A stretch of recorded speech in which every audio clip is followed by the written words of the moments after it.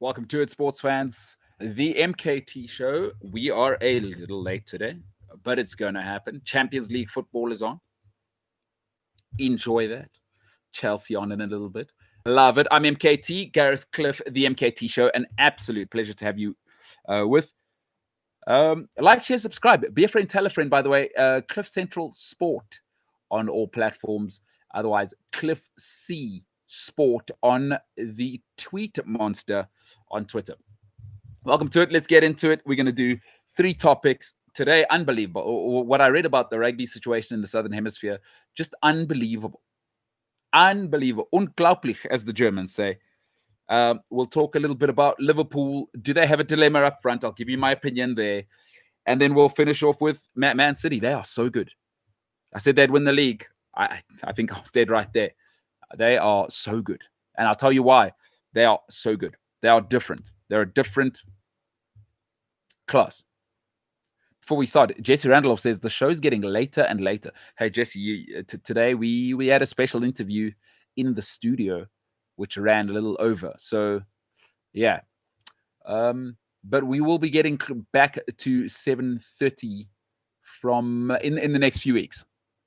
So not always in my control, but I hear you there, Jesse Randolph. It is getting later and later. Listen, today is unbelievably late, but there is a reason. There is a professional reason. But anyway, let's move on. It is what it is. It's the beauty of digital consumption. Jesse, thank you for joining. To all of you who are watching, thank you for watching live. You could be watching the Champions League, could be doing something else. Hey, could be cooking for your girlfriend, could be cooking for your boyfriend, could be doing that. But you've chosen to be with me. It makes no sense. Makes no sense. But we're here now. Let's go on the journey together. Let's get into it. Listen, so the Springboks today, unbelievable.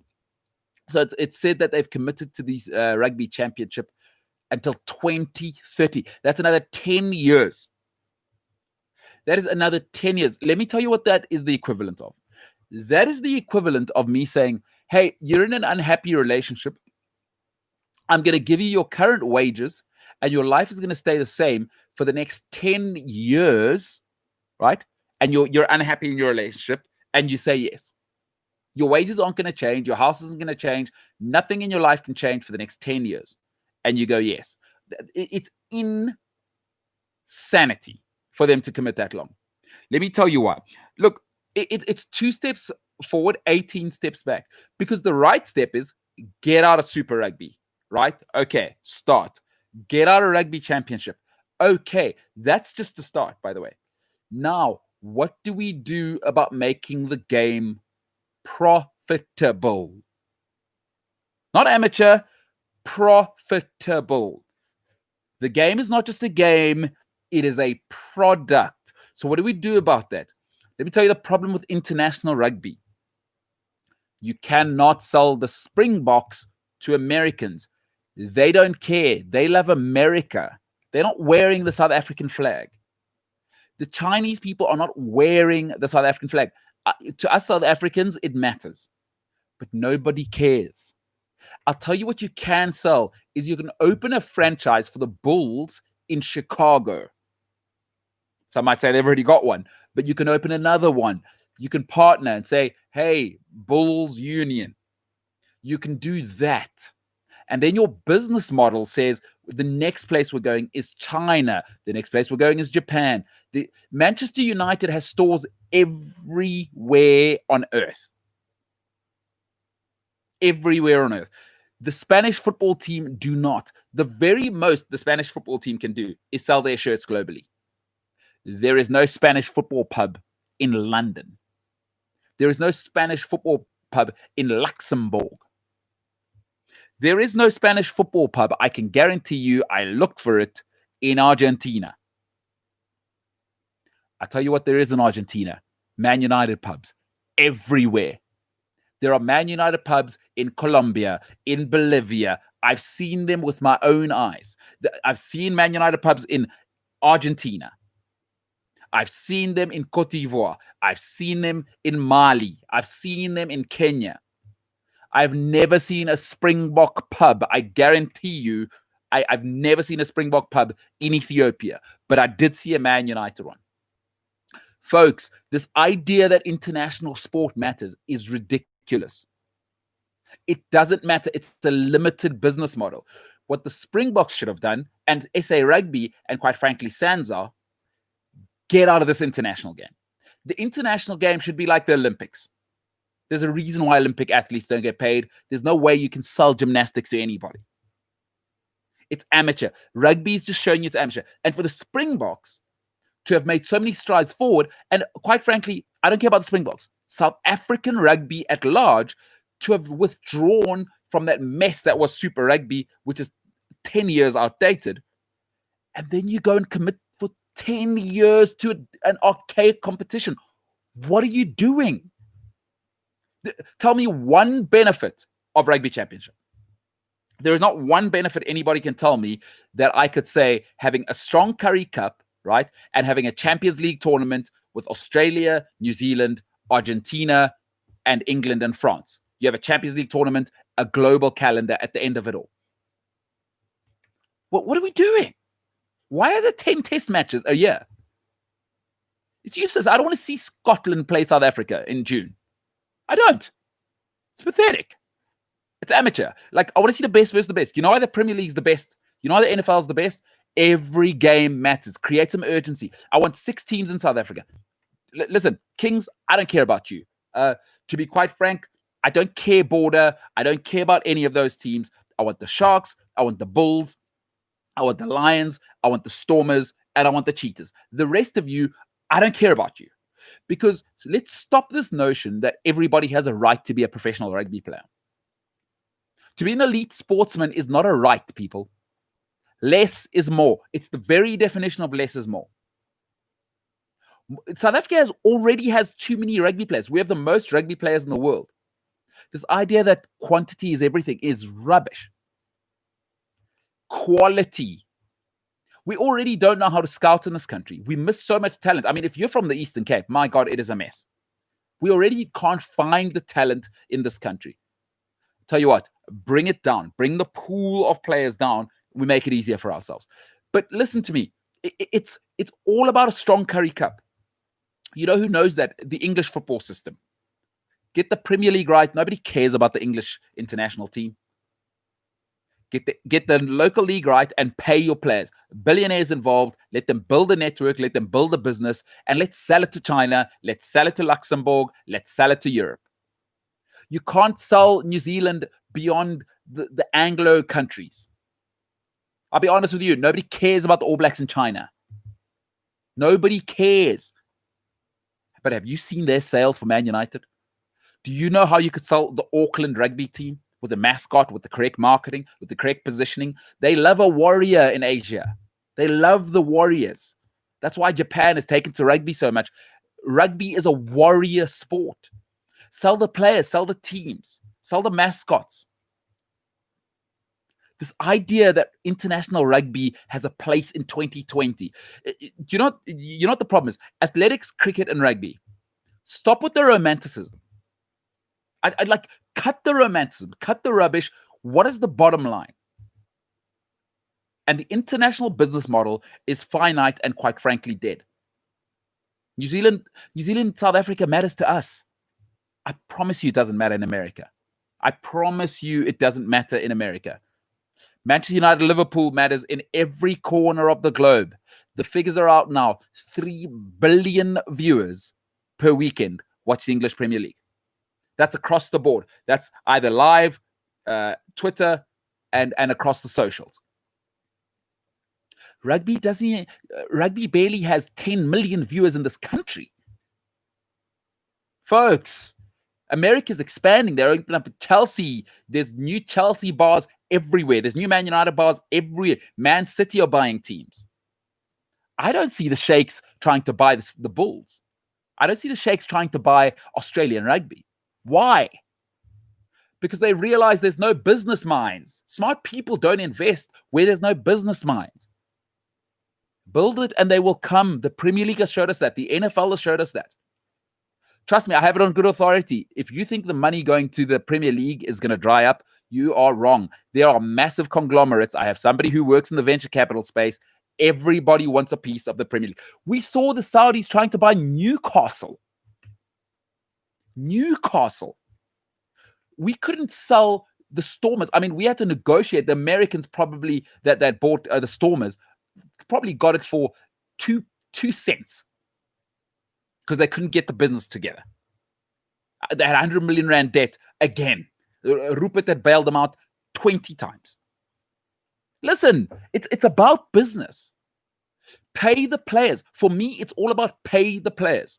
When you pay the players, the best will come. This notion that international rugby should be until 2030 is absolutely pathetic.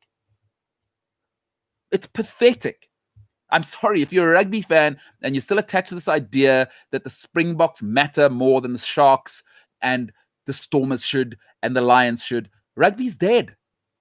I've said this before. A business is closed 5 years before they come and repossess your beautiful Persian rug in your boardroom. I had a mentor tell me that. Your business isn't dead the day they turn up outside the door to shut your doors. It's dead 5 years before. And I've listed the companies before, Nokia, Kodak, BlackBerry. They all thought it was going to last forever. Nobody cares, folks. Nobody cares about romanticism. Nobody cares about documentaries that make us look good to ourselves and we all cry. And please, there's no business model to emotion. Passion doesn't pay the bills, folks. We need to hear that. We need to have a hard lesson in South Africa. And there's a reason why not one Saudi has ever bid to buy the Lions. Not one. But they are standing in line to go and buy teams in the Republic. There's a reason why Arabic owners are all over the French Rugby League. You know why? Is you let the billionaires in there. Go and look at the people who own Toulouse and all these teams. Billionaires. Why? They're like, okay, this is a business. It's not the French national team. No one cares about the French national team. You can see that. You see the results. They're up, down. No one really cares. But you go and look at the top 14. That's going to be the best league in 10 years' time. If they keep going like they're going now, you put smart people and resources in the same place for long enough, results. Billionaires are smart people. And if they aren't smart, don't you worry. You know what they do is they open the checkbook for the smartest people to be around.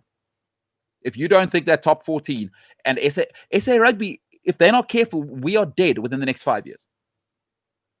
The only reason SA Rugby survives is because we have the production line of the best school rugby system in the world by a country mile. We got the best athletes and the best school system. That's not sustainable.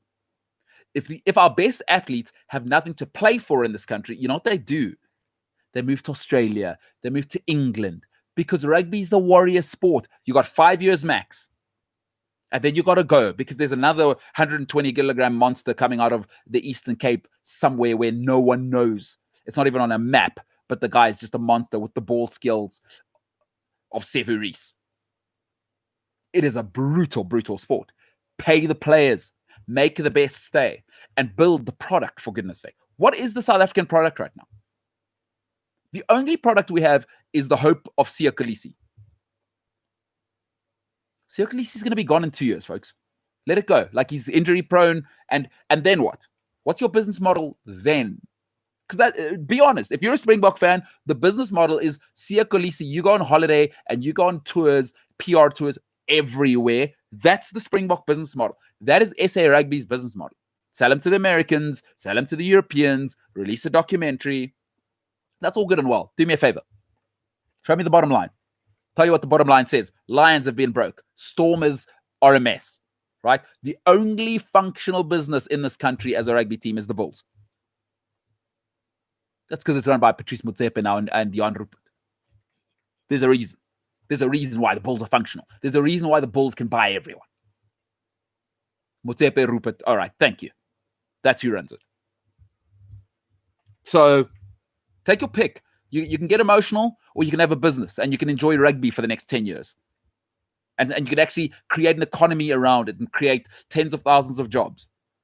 Or you can get emotional and get all about the Springbok badge. Like, that matters, even though international sport is dead. In any real sport, go and look at it. No real sport care about international sport. No sport that's functional. Go and look it up. No sport that is functional cares about the international version of its sport. It's all about the clubs, all about the locals. It's all about creating a cult living in and around a club. That's it. Unbelievable that the Springboks committed till 2030. I have no time for it. Super Rugby Aotearoa is the greatest idea ever. Congratulations. The New Zealanders have it right. They're going to sell it to Japan, to China, to Americans, and they're gone. And good for them. Good for them. Hey, if you're a rugby fan, let me know what you think. I know, listen, I've spoken to a few people. I know people get emotional about the Springboks. It's an emotional topic.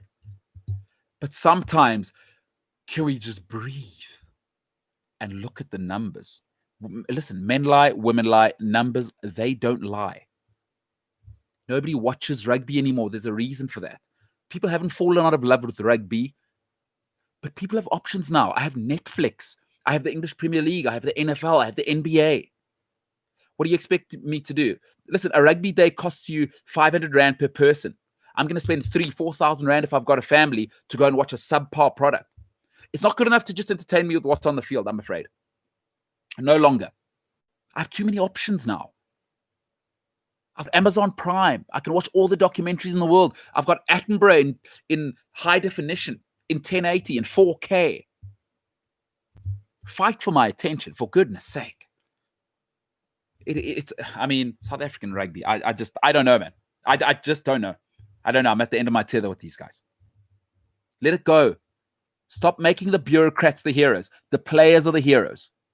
Players need billionaires. Billionaires need players.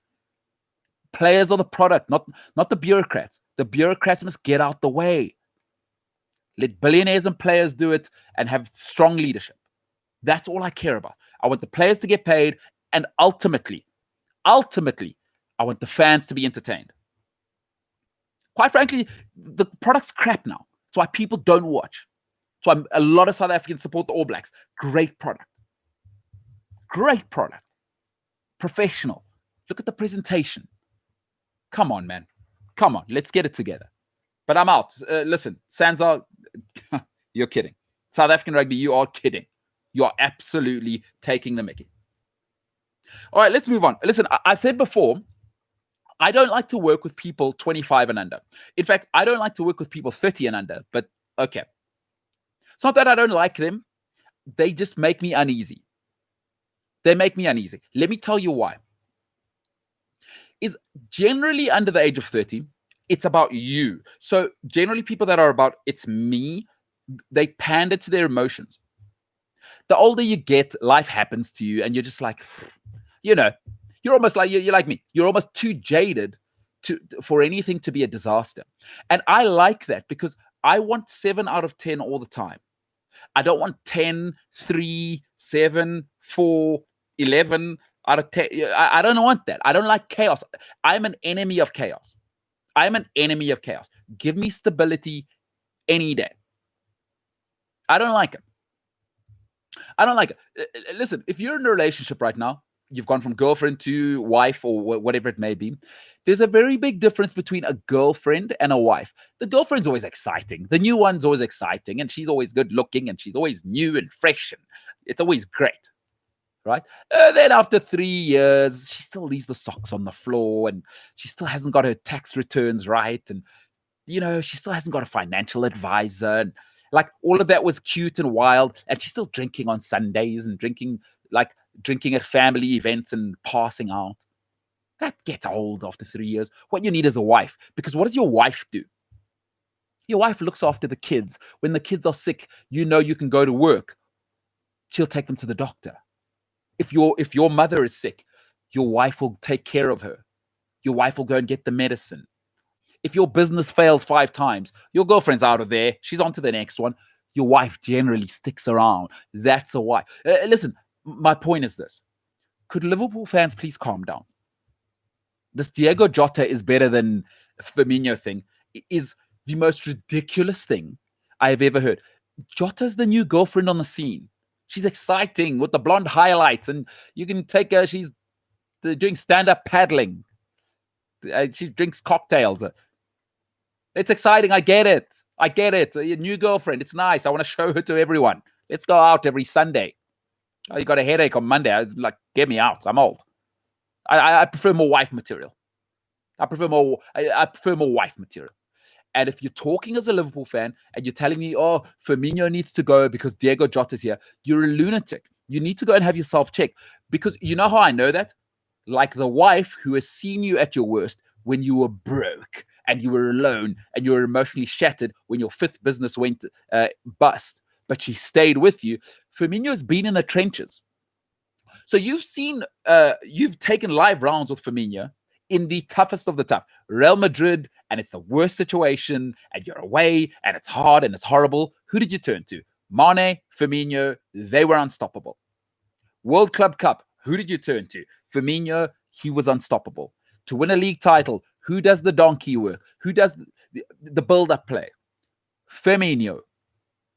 Diego Jota's just arrived on the scene. Of course he's going to score goals. Liverpool, anybody, you could put my dead grandmother there. She'll score goals in that Liverpool front three. Don't you worry about that. Alexander and Robertson delivering. Are you kidding me? Could we just breathe? Girlfriend, new, exciting. I get it. I love it. But your wife will be there when you're sick and your children are sick and you know that she'll take them to the doctor. Your girlfriend is out of there at the first sign of trouble. Diego Jota, I want to see what you look like in January when there's injuries. Will you do the hard work then? Not when Mane and Salah and Wijnaldum are delivering it to you on a silver platter. What happens when we're away and it's 3-1 and we're playing Man City? What then? And I've seen with Bobby Firmino, what then? He will deliver, and he is a 7 out of 10. He is world-class. He is metronomical. It's not just about goals. I've told you this. Anybody in their right mind who says they take Harry Kane over Bobby Firmino, listen, you either don't get it or you're a Tottenham fan. Bobby Firmino's top 3 strikers, frontmen in this league. Look at the whole package. Look at the whole package. Don't just look at goals. Don't tell me Jamie Vardy's better than Bobby Firmino. Don't be ridiculous. Outside of Sergio Aguero and Gabriel Jesus, there's nobody I'm taking in this league. Jesus and Aguero, for me, they separate themselves. Next, it's Firmino. I'm sorry. As a front man, he does everything. Holds it up. The skill, the through balls. I mean, he's unbelievable. The work rate. Generally, when people are that good, there's no work rate. But he gives you everything. All I've seen from Jota, nice finisher. That's all I've seen. I want to see what he's like in January. We're taking live rounds then. Please, do me a favor. Girlfriend's nice. She's drinking on Sundays. It's a party. It's two bottles of wine every time you go out with dinner. You know what your wife's going to do? Deliver your taxes, right? Ensure that the garden's done. Fixes the pool. Fixes your car when it's broken. Brings you lunch at work. That's what I want. I want somebody who's seen me at my worst and delivered then. Bobby Firmino, it's not a competition. The Diego Jota thing, kill it now, please. Jota will be nice rotation.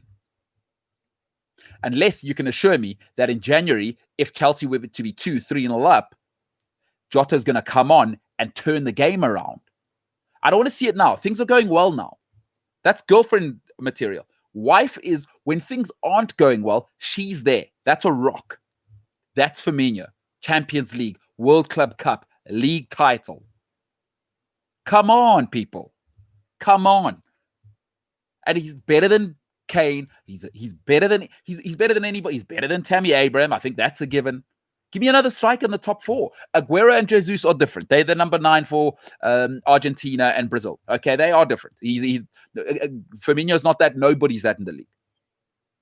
But Firmino is world class, and a world class striker is impossible to find. Look at the numbers you have to pay. Don't give me Calvert-Lewin. I like Calvert-Lewin, but hey, take me to the promised land. Bobby Firmino. Bobby Firmino is the only consistent thing in the last 3 years at Liverpool. Salah's had injuries. Mane's had injuries. Bobby Firmino, metronome. And I think you got a highlight package last season of what it's like when he wasn't there. Absolutely top-end player. Absolutely top-end player. It's lunacy for me to suggest he should be out. It is absolute lunacy. Absolute lunacy. Hey, before we finish up, let's go to some of the comments. Jesse says, does South Africa have any top football prospects that might make it to the top leagues? We're falling behind other countries. You'd think after the World Cup in 2010, we'd have done more. No, Because once again, if anybody thinks the international game matters, you're wrong. Bafana Bafana being successful is absolutely meaningless. It's absolutely meaningless. Now, Chiefs, Pirates, and Sundowns being successful, now that's great because then they're feeding to Bafana Bafana. Bafana Bafana doesn't feed South African football, especially in a global market, because any half-decent player in South Africa is in Belgium, Russia. And you have to be honest, there isn't a top-end like Quinton Fortune type of prospect. I mean, we must remember, Stephen Pienaar, Quinton Fortune, Benny McCarthy, that era by 16, 18, they were breaking into the first team at Dortmund, at Ajax. We got to remember this. That was a different time. South African football, come on, do me a favor. That's why I don't talk about it. But no, Jesse, not to my knowledge. Listen, the South African game is dead to me. Mark Francis says, what? Liverpool fans, calm down. I am coming to the studio. Mark says, where is the mute button on YouTube? Jesse Randall says, Firmino, by the way, Mark is a massive Liverpool fan. Firmino is really underrated. Who do you think is better between him and Lacazette? Jesse, it's not even a conversation. Stop. Lacazette, no. No, come on. And I like a Lacazette, but stop. Aubameyang, even then I take Firmino is just a different class, different ball game. Honestly, just a different level. A different level. He does everything. Aubameyang can't hold the ball up. Lacazette can't finish. With Bobby Firmino, fair enough. Listen, everybody says he's been on a goal dart. Listen, you give me 15 goals a season, 15 assists, and then everything else that you do with the hold-up play and build-up play. He gives me the whole game. And he's a serious threat in the box as well. The running off the ball creates the room for Mane and Salah. And it's quality running off the ball as well. It's not headless chicken stuff like Tammy Abraham. Right? There's a lot of headless chicken stuff. It's quality running off the ball when you're catching the eye of the defender. And then, listen, that's all she wrote. You got Mane and Salah. So I'm afraid Lacazette, it's not even close. Jesse Randolph says, I guess you answered my question. Fair enough. Mark Francis says, Lacazette is poor. He is in the wrong team. He's the wrong team. Would be suited better for the Italian league and their style of play. Firmino is class. I love him. He holds up play and he links well with the quicker players. Not only does he do that world class, right? His passing is phenomenal. Bobby Firmino is passing. So it's one thing to hold it up, but he also will give you a killer ball. A lot of forwards can hold it up. So Giroud can hold it up. He doesn't have the killer ball. He can give it back to Hazard. He can give it back to Werner. And I love Giroud as a genuine old school number 9 hold it up. But Firmino is a genuine threat. If you think you can give Firmino room because you don't want to get too tight because of his strength, he will turn around and give a killer pass to somebody. Giroud will not do that. He's your ultimate modern day forward. I absolutely love Bobby Firmino. And I love his awareness to go, let me understand my role. Right, I'm not the best finisher of the front three. Let me play in the 8-10 role. But put me up front. Don't you worry. I will deliver the goods. Phenomenal player. I don't think it's close with Lacazette. And even in Italy, I think Lacazette, he lost the juice. I don't know what happened to him. Jesse says, yeah, Lacazette is inconsistent. I had high hopes for him. I think he'll do well in Spain. Well, he did before. He was in France. It was Atletico Madrid.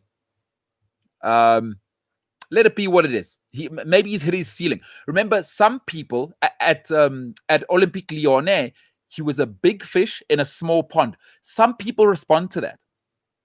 With all due respect, at the great Arsenal, at the Arsenal, you're just another guy.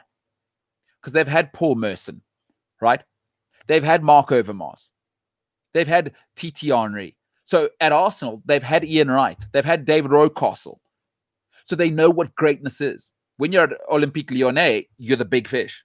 And some people like that.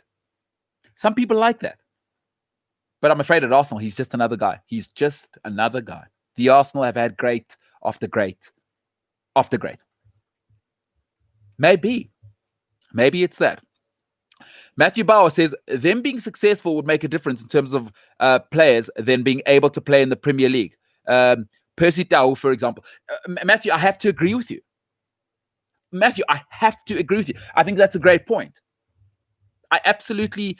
So, fair enough. And I guess you're saying Bafana being successful. Look, I think that's a tough one because now, Matthew, I'd love to know what you think, but when guys leave the league, right, or leave an academy, now Ajax, Barcelona, Liverpool, they've got South African youngsters at 12, 13. If they see you at 12, there's lots of South African youngsters at Blackburn, at English clubs. So I'd love to know what you think there, Matthew, and Percy Tau was a great example. But I don't know how the model used to be African teams essentially went to the World Cup to advertise their players to Europe. But now the scouting networks are so brilliant. They are so brilliant that at 13, if you're a quality technical youngster, they spot you at the Danone Cup. That's all she wrote. But Matthew may have a point. Maybe if the international team is strong, we have a look.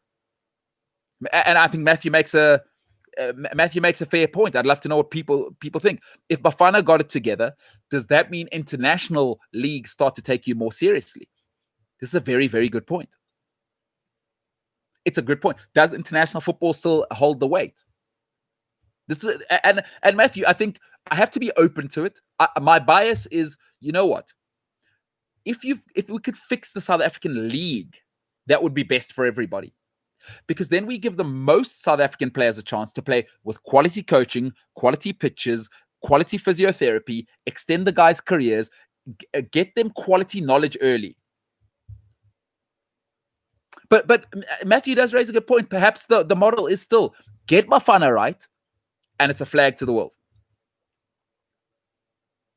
So, we'll have a look at that. Mark Francis says, sounds like you are a secret Liverpool fan, MK. Come over to the promised land, brother. We have room for you. Listen, Mark, I'm unbiased. I'm down the middle. Quality, great is great. Listen, great is great. I don't like fans that can't admit it eventually. When you're great, you're great. When you are what you are what you are. And great is great. I don't care whether it's here, in England, in Spain. Great is great. Let's be honest. Sometimes you got to be honest. Sometimes you got to give it up, folks. Sometimes you got to see another man's girlfriend and just go, she's just better than mine. Because every man in the world thinks their wife is the best looking in the world, right? Every man in the world. Well, at least you should say that. But in reality, we all know. And Liverpool right now have Bobby Firmino, who I believe is the third best striker in the league. Arsenal fans will say, what about Aubameyang? Okay, I'll let you argue that. But for me, I take the two Man City strikers, and then I take Bobby Firmino. You see, there's nothing he can't do. Tell me one thing he cannot do. And Matthew Bauer saying there's a very young, exciting South African boy at Southampton. So good for him. And I forget what his name is. I did see that transfer, and we've got the talent's not the problem. Listen, in South African football, the talent is not the problem. It's administration. It's the same as rugby. South Africa's problem is not talent, people. It's, do we have enough quality administrators to ensure that most of the talent is playing at its peak? My argument would be no. South African rugby is a shambles. South African football is a shambles. South African Football League, outside of Sundowns, is amateur. I'm a Orlando Pirates. My family loves Orlando Pirates. But it's amateur. I'm sorry. You can't be spotting people at 23 and tell me these are young prospects. Folks, Ajax say if you don't spot a child by 7, they are gone. They are called the golden years. Go and look up the concept. The Ajax model, it's the La Masia model now as well. Johan Cruyff, the Ajax people, they go and look up the concept. The golden years. Arsene Wenger said if a player still at 14 still has bad habits, he doesn't even look at him. That's when it starts. We're not giving our guys a chance in South Africa. We want to wait for them until Kaiser can afford them, until the Iron Duke at Pirates can afford them. They're 22, 23, and they're going on talent. But there's no fundamentals. And folks, I'm really lucky. I want to be honest. I played in something that was called the School of Excellence. So I was very, very fortunate to get a good footballing education when I was very young. A lot of these guys come, with all due respect, off the streets, and it's just talent, and you just put them out there. That doesn't work. We saw what happened with Bebe. I don't care how good you are. You need fundamentals, especially at the higher level. Talent only takes you so far, but great systems beat talent every single day of the week. I have to say.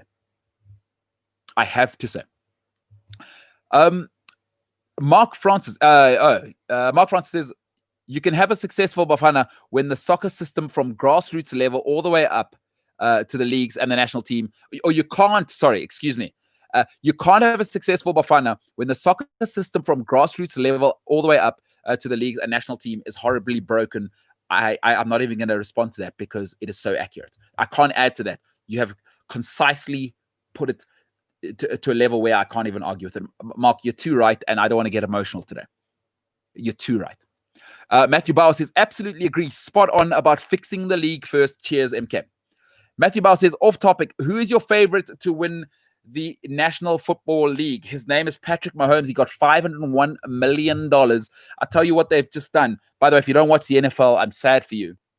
Listen, I'm a Minnesota Vikings fan. I cry into my pillow every night. Kirk Cousins is a nightmare. Dalvin Cook, though, this weekend, he's the only hope, right? Dalvin Cook single-handedly beat Aaron Rodgers this weekend. Just an unbelievable on-the-ground performance. Again, another game, 120 yards rushing. The guy's unbelievable, Dalvin Cook. He's doing it on his own. Listen, Stefanski has to take the ball out of Kirk Cousins' hands. I'm sick of it. I'm sick of it. I'm sick of Kirk Cousins throwing 3 interceptions and having us out the game. So the Vikings is my team. Your question is, who's my favorite? Listen, it has to be the mad scientist, Andy Reid, and the Kansas City Chiefs. I'll tell you why.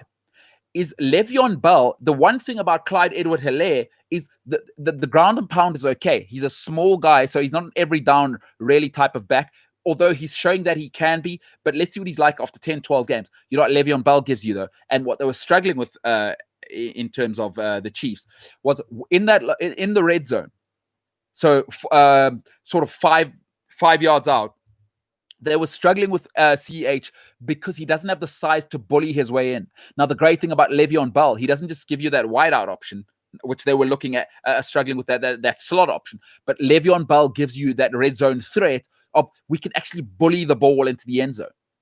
Now they're a 360-degree team. They're going to make a mess of the league. They've shown that Lamar can't hang with them. Lamar can't throw the ball. So who's going to stop them? Who's going to stop them on that side? Everybody says Brady. I say, whoa. Slow down. AB, that could be a problem. AB, the evidence has shown you got to treat AB like medicine. Take him in small doses. Too much of him will kill you. I don't think that's going to work. I know people think Tom Brady will be able to keep control, but you have to say all of Brady's weapons have been injured now. And let me tell you something about football. Any sport, in fact. I believe Matthew is a professional rugby player. I may be wrong there. And I think I may have gone to primary school with Matthew. Matthew, I don't know if you went to Bryndale or not, and you were one of the youngsters, but I remember Matthew Bauer being slightly younger. Maybe I'm wrong. Maybe it's the wrong Matthew Bauer. Either way, nobody gets healthy in a season. The problem with what they've got at the Tampa Bay Gronkaneers, I know it's humming now. You know what happens though. It's important what you do after 14, 15, 16 playoff games. Can Brady last till then? And I'd rather wait and see. One thing I know about Patrick Mahomes, I'll take you to the deep end. And then he's got all those weapons.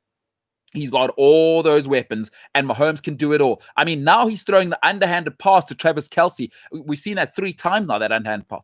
Andy Reid's a mad scientist. So for me, love the Vikings, but the reality is the Kansas City Chiefs. Unstoppable. Mark Francis says, talking about SA Soccer has just upset me now. I need to go and Wusa and center myself. Listen, you're going to have to align your chakras. Plus, Mark, last Sunday, full moon. So I don't know. I don't know if your spirit, your 4th chakra is aligned or not. Glenwood, that's what it was. Okay. So you were, some good players from Glenwood. If you aren't from South Africa, Glenwood, of course, one of the world, was it 2006? I think they were world champions. Some year that. They had a great fullback, by the way, Matthew, in my time. I was 2004, a guy called Chris Micklewood. Absolutely unbelievable. Don't know why he didn't make it. But Micklewood, I think, has a coffee shop now. Anyway, going off topic, if you don't understand rugby and you didn't go to school in that part of the world, but played against this guy called Chris Micklewood. If you can find highlights of a guy called Chris Micklewood, by the way, Glenwood guy, absolute monster at fullback. Absolute monster, this guy. Don't know what happened, but he's got some great coffee brewing right now in Durban. So good for him. Love it when sportsmen do well. Matthew Bauer, good for you, sir. Moving on. Let's go to the last topic. I'll let people out of here. Of course, it's Champions League night. Matthew Bauer's a youngster. Before we move on, 2016, my year, we won the World Cup as well. Maybe it was 2016 that I was thinking about. I remember you had all those great players. You went to the schools World Cup and represented Glenwood, great institution on the East Coast in eThekwini.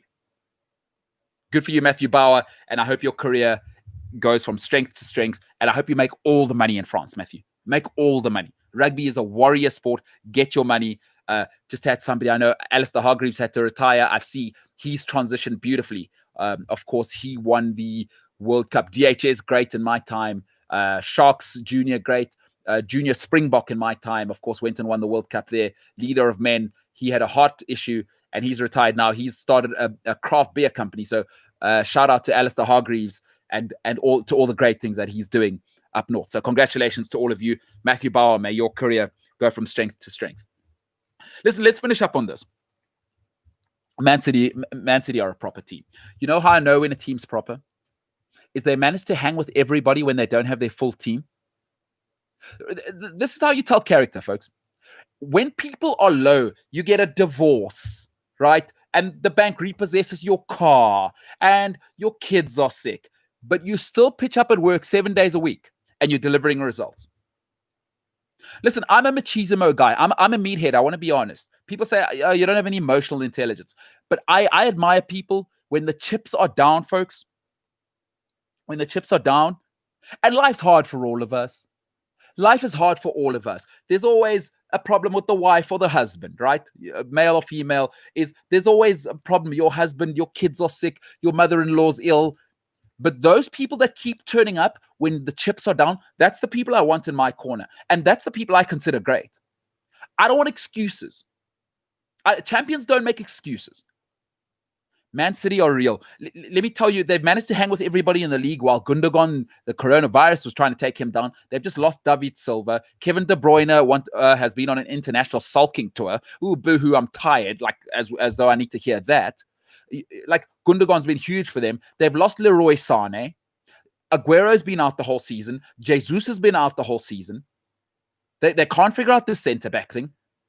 Fernandinho's fighting with the coach. That's been Man City all season. Man City are in the mix and cruising in Europe. Every other team we're fine. Chelsea has it better than ever. We can barely beat Man City. Liverpool has it better than ever. Don't give me the Van Dijk thing. I don't want to hear one player as the whole team. Man City have had like 5 players out. No strikers. Now they have coming back. Brazil's number 9. Argentina's number 9 is on the mend. I saw he got injured again, but he's on the mend. They now have Brazil's number 9. How do they look now with the striker? What's happened since Jesus has been back? Clean sheets and bang, bang. I said they were going to win the league. I still believe this will be Pep Guardiola's last season. I think they're going to go all in this season. Everybody's in a heap of trouble. And my goodness, now you give them Brazil's number 9. Are you kidding me? Folks, I don't care. When things are going well, honestly, I'll give you credit. Listen, if you come from a poor background and you start a $10 million company, kudos. If you're like me, right, and I come from a middle-class family, 2 university educated parents. I've never known a day of hunger in my life. The fridge, we always had enough. I mean, we're not Jeff Bezos' family by any stretch of the imagination. It's much more impressive to me when somebody comes from Guguletu or a shanty town, shack town, and starts a millionaire or becomes a millionaire or manages to get a financially stable thing and send 2 kids to university than a kid like me. It's much more impressive. So I care about character. When the chips are down, can you deliver then? And my God, Man City have managed to do that. That's the sign of greatness, folks. You've had it in your life. I'm sure we all know. Listen, if you're around 30, like me, 35, I'm 34 now. You know who your friends are when the chips are down that you're going to go to. You can love all of your friends, but you know there's certain friends you only call on Saturday night when it's turning up. But when you crash your car, when you have financial problems, when you're having a relationship breakdown with your wife, you know who your friends are, who you want to be with in the trenches. They're the champions. They're like, I like character. I love character in life. Man City are showing character, chutzpah. Have that chutzpah about you. When the chips are down, everyone else, it's been fine, by the way. Liverpool, it's been fine. Chelsea has been hunky-dory. Arsenal's been hunky-dory. And you couldn't pull away from Man City. Folks, this team's coming. You're in trouble.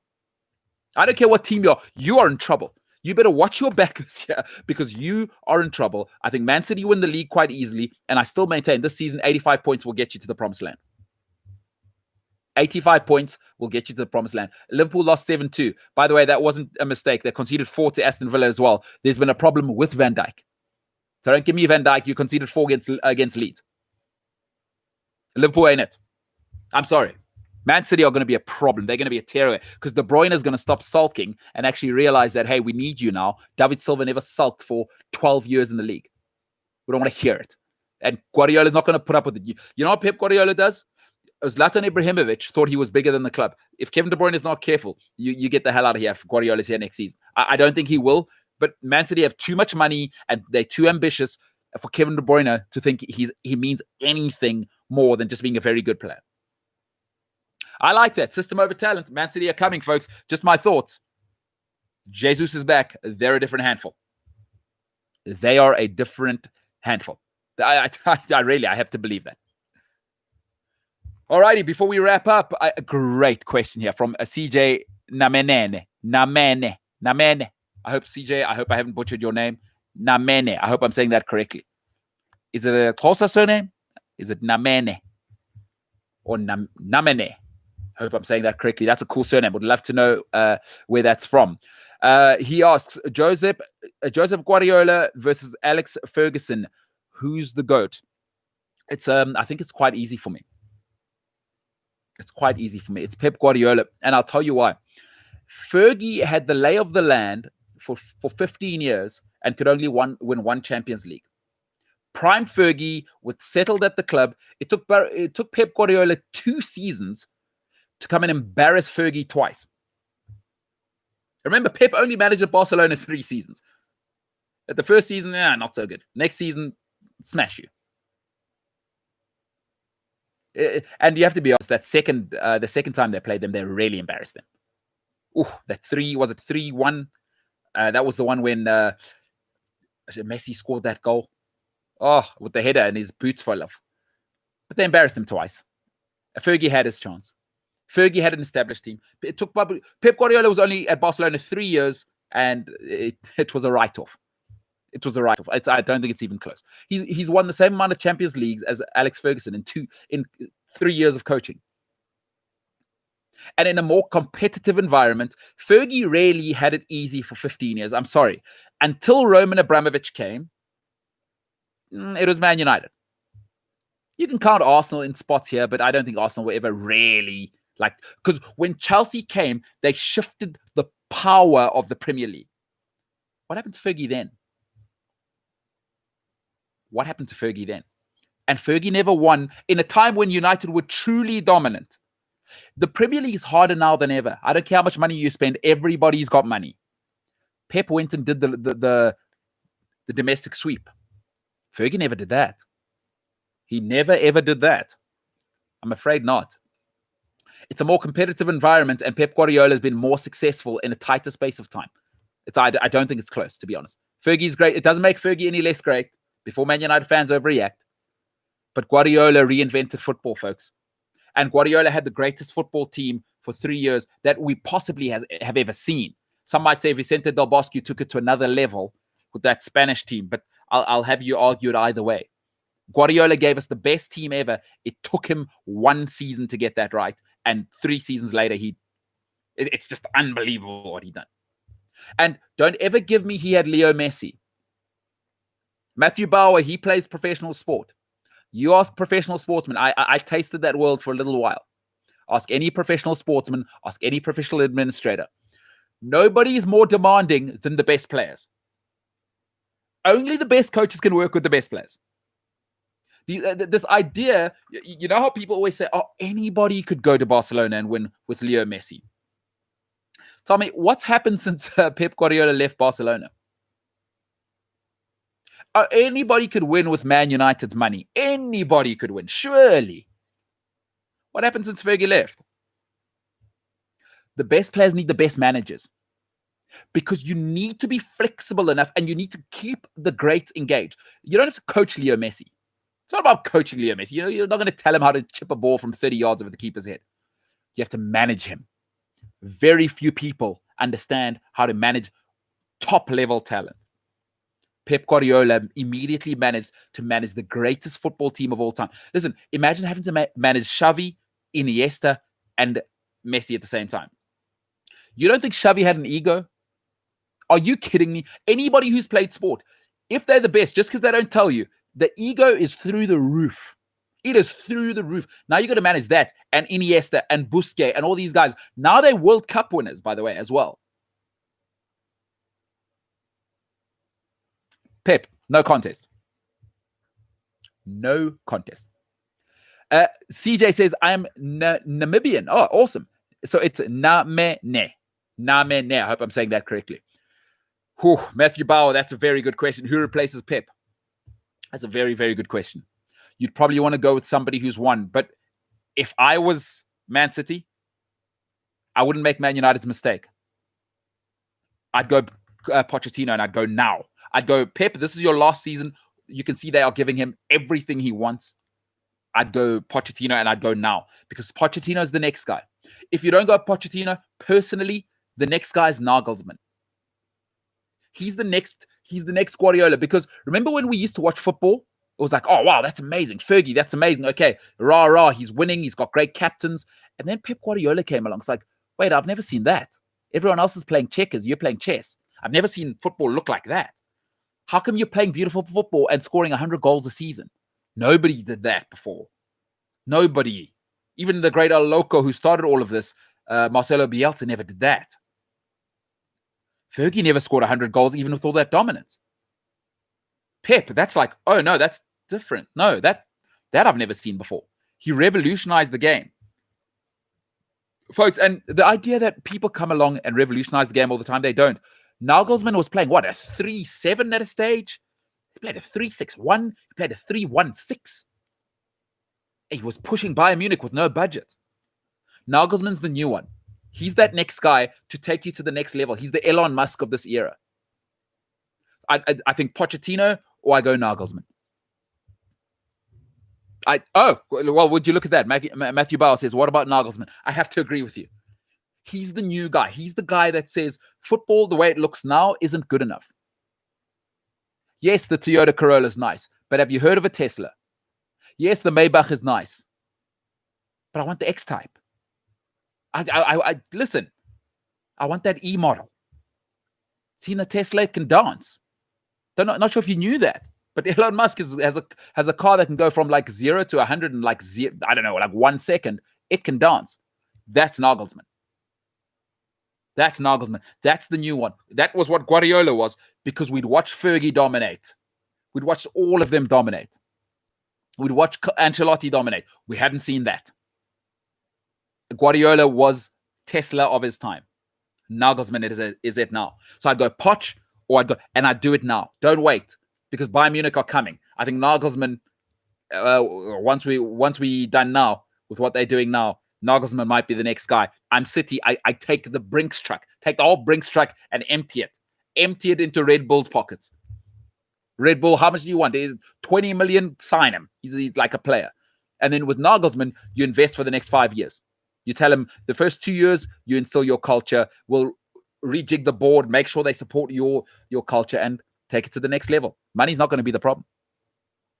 Listen, take resources and talented people, put them around each other for long enough, results. Always happens. Smart people are always their own harshest critics. I think Nagelsmann is the next level. CJ says, Fergie won 2 Champions League, and he also revolutionized a club, a league, and English attacking football. I'll give you that. But remember, he won his 99, and was it 2008? Oh, I was there. Sorry, I was actually in Russia for that game. So 208. Pep Guardiola turned it around in 2 seasons. And by the way, Fergie had a prime team. with Cristiano Ronaldo, with Tevez, with Rooney, with Carrick, with Evra, with Vidic, with Ferdinand, with Van der Sar. So he had that team, and he had his chance to stop Pep, by the way. So my only criticism of Fergie is that even in global football, Man United were the dominant financial power for, let's just say, at least the 90s. Right? Late 90s, noughties, they were the dominant financial power. He only won one. No. Because you also have to look at Jose Mourinho, by the way. I don't know why you're leaving Jose out of that. Is Jose in a shorter time has the same amount of Champions League and 2 trebles in 2 different leagues. I don't know why you leave Jose off that list. Fergie, hey, listen, it is the treble. You win in England, you win the treble. Fair enough. But very much we must understand that England, the English league in the 90s was very much what the Bundesliga is now. It was just United. Let's be honest. It wasn't competitive. You had Arsenal sprinkling here and there, but you had Dortmund in Germany every now and then stopping since the 90s. Let's be honest. I know Man United fans don't like to hear it, but what the Bundesliga is now, the Premier League was that in the 90s. And then in 2004, a guy from Russia moved over and changed everything. And Fergie, once he got bullied, he didn't like it. Once he got sucker punched in the mouth, didn't like it so much. Did not like it so much. But yeah, listen, Fergie's great. But I think I'd even argue for Mourinho in that, by the way. I'd like to maybe put Mourinho and Fergie against each other. I think that's a fairer comparison. But CJ, let's not take away from Fergie's greatness. He did turn around. Although to say turn around Man United is a little disingenuous. They were always a big club. They were just in a slump. It was like saying Klopp turned around Liverpool. They were always dominant. I mean, they were always there. You know, it had been a while. Let's be clear. Liverpool were in the dominance.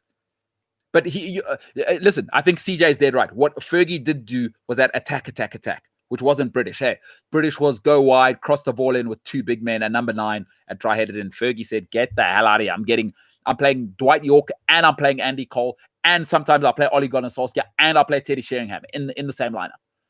Phenomenal manager. And you know what I think Fergie turned around was that English kind of lack of self-confidence. He came in there and he said, it's not good enough to just compete in Europe. And he did bring that steel to United and he took them from a big financial club to... So, CJ, you swung me there. Fair enough. And Fergie did win 2 Champions League titles. A true great. A true great. We'll finish off with Ryan Alex Ferreira. He says, considering Pep's success at Barca, why has he been unable to replicate that in the Champions League with Bayern and City? Listen, it's hard to win the Champions League. Jose Mourinho was at Real Madrid. Is there a club with more resources? But he won it at Porto. The Champions League's hard. Ask Fergie. It's hard, man. It's hard. Don't look at what Zidane did. And Ancelotti's an anomaly. You know, guys like Arrigo Sacchi, and these are anomalies. These multiple winning Champions League guys, that's hard. That's tough. 2 is a lot. 2 is a lot. I mean, what other manager has really done it outside of Mourinho? And you have to say Ancelotti. Ancelotti's the king of Europe. Okay, let's all face it. That Liverpool match was ridiculous. But it's hard. The Champions League's hard. I don't care how much money you've got. And now also, you must remember, I've said it again, it's in this day and age, everybody's got money. In Fergie's time, Fergie should have won more Champions League titles. And I think there was an interview that came out that said he wanted to win in 2012. Remember how he lost that? That was that red card. And then Ronaldo went and, ironically, Ronaldo's Real Madrid went and dismissed United in that. And then Fergie came back the next season and won the league title. You remember how Fergie stormed off the field? Because I think Fergie should have retired in 2012. That's when he wanted to retire, but he wasn't going out, not a winner. But my point is this. Fergie should have won more Champions League titles because it was less competitive in the 90s and the noughties. Pep now has to compete against PSG money. Bayern Munich are back, right? Chelsea weren't there in Fergie's time. Chelsea weren't there. Man City weren't there. This is what Pep's had to compete with. So it's hard, man. The Champions League is brutally, brutally hard. But let me tell you the difference with Pep. Listen, nobody's ever won the local clean sweep, the domestic clean sweep. You got to say, everywhere he goes, listen, stop telling me about money. Chelsea spend money, Man United spend money, Liverpool spend money. Nobody's won the domestic treble. Everywhere where Pep goes, history. Munich, Barcelona, City. He's made English history. He swept England. He's history making. And listen, I'm not Pep biased, but I prefer Mourinho, to be honest with you. But the numbers are the numbers. Are you kidding me? This guy, and the Champions League's hard. Go and find another manager who's won more than 2. There's very few of those. Him, Fergie, Mourinho, Ancelotti, Zidane. Then it gets pretty thin. And it's the beauty of the Champions League. It is truly, truly the tournament. And it's the beauty of the English Premier League as well. Lots of people win it. This isn't France. It's not France. It's not Italy. It's not Germany. Right? Those leagues are really a procession. If you're into cycling, it's a procession. Right? It's hard. Champions League's hard. If you won 2, you're a legend. Hard stuff. Ryan, I hear you, but even Fergie. And listen, it took Fergie 27 years to win 2. It took Pep Guardiola 3 years. So you must also acknowledge that. Against Fergie, by the way. So there's no excuse of Fergie couldn't have stopped Guardiola. He had his chance. And he had his prime team. So I don't want to hear excuses. I don't want to hear any Man United excuses. Go and look at the Champions League team when they embarrassed them at Wembley. He had Park, Tevez, Rooney, Ronaldo, Carrick, Scholes. Who else was in that team? Evra, Vidic, Ferdinand, Van der Sar, all at their prime. Pep Guardiola is playing chess. Most are playing checkers. Hey, listen, push the like button. If you don't like it, tell people to tell me to go to hell. Because if you don't like the content, you should be honest, damn it. I'm a grown-up. We're all grown-ups. Guys, you could have been anywhere tonight with anybody. And honestly, I just absolutely love the love and affection. I've had such great emails. We're going to keep pushing the product. We're going to keep making sure we bring you the best sports content. By the way, sport@cliffcentral.com. Sport@cliffcentral.com. Emails, I love it. I will respond. I'll make sure we get you the best content. The guests will be back. The production break hopefully is over pretty soon. I don't want to promise too much. There's some stuff happening in the background to make this. I don't want to make a rubbish product. We want a world-class product because people like yourself, everybody watching this, and I'm not just saying it, nobody's paying me to say this. Guys, I'm an entrepreneur. We're all South African citizens and we're global citizens. You work hard for every pound, dollar, euro you're making. I respect that as an entrepreneur. I understand the value of the rand. 10 rand is 10 rand. So the fact that you'll spend your data, the fact that you'll spend your time supporting this business is awesome. And I want to reward that by giving you a world-class product. And the only way to do that is feedback. Sport@cliffcentral.com. Otherwise, I am at MKT, Mike Kilo Tango Inspires. Mike Kilo Tango. MKT Inspires on all social media, Instagram and Twitter. MKT Inspires. Absolutely love feedback. I love it. Hit me up, inbox me, whatever. I will do my best to get back. If I don't get back to you immediately, I will get back to you. Cliff Central Sport on every single platform. Support the brand and we will make sure to give back. So absolutely just wanted to give a shout out because I've had such great feedback and we're just getting started, by the way. We're sick of recycled old lines. This is the way to do sport. And I want to start bringing fans on when we come back again. So push the like button. If you don't, hey, go and watch Days of Our Lives. I don't know what people watch.